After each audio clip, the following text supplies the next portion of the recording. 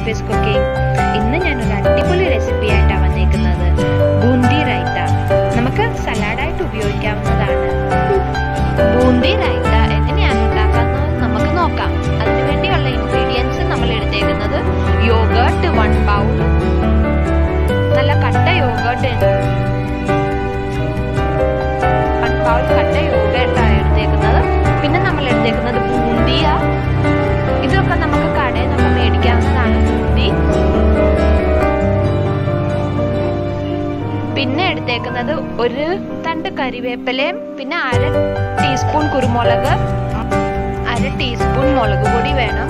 പിന്നെ 1 table spoon chat masala വേണം. പിന്നെ നമ്മൾ സ്വല്പം കടുക് നമ്മൾ മിക്സറിനകത്ത് ഇച്ചിരി പൊടിച്ച് എടുത്തേക്കുന്നതാണ്.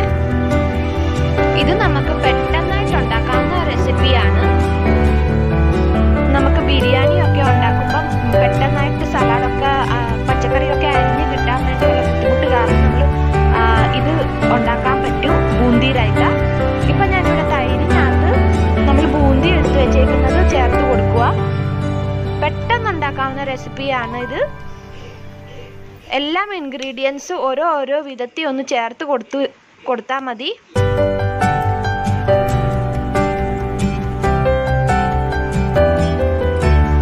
ഇപ്പം നമ്മളുടെ ബൂന്തി നല്ലോണം തൈരിനകത്തൊന്ന് മിക്സ് ആക്കി കൊടുത്തിട്ടുണ്ട്.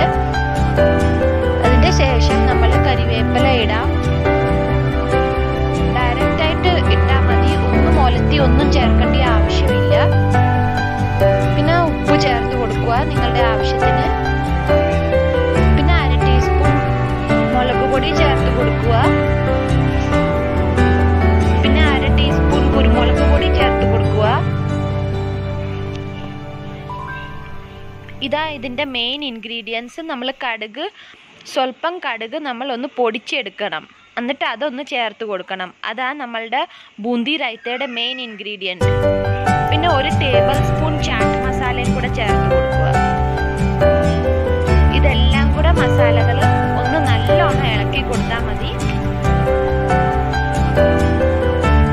മസാലയുടെ ചുവയൊന്നും വരത്തില്ല, നല്ല ടേസ്റ്റാണ്. ബിരിയാണിയുടെ കൂടെയൊക്കെ കഴിക്കാവുന്ന റെസിപ്പിയാണിത്, പെട്ടെന്ന് ഉണ്ടാക്കാവുന്ന റെസിപ്പിയാണിത്.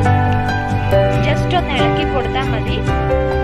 ഇളക്കി കൊടുത്തതിൻ്റെ ശേഷം നമ്മൾ ഇത് ഫ്രിഡ്ജിൽ വെക്കണം ഒരു 1/2 hour.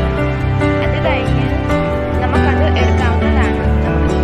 പുലാവോ പിന്നെ പ്ലെയിൻ റൈസിൻ്റെ കൂടെ കഴിക്കാവുന്നതാണ്. ബൂന്തിയൊക്കെ നല്ലോണം മിക്സായി വന്നിട്ടുണ്ട്. അപ്പം നമ്മളുടെ ബൂന്തി റൈത്ത റെഡി ആയിട്ടുണ്ട്.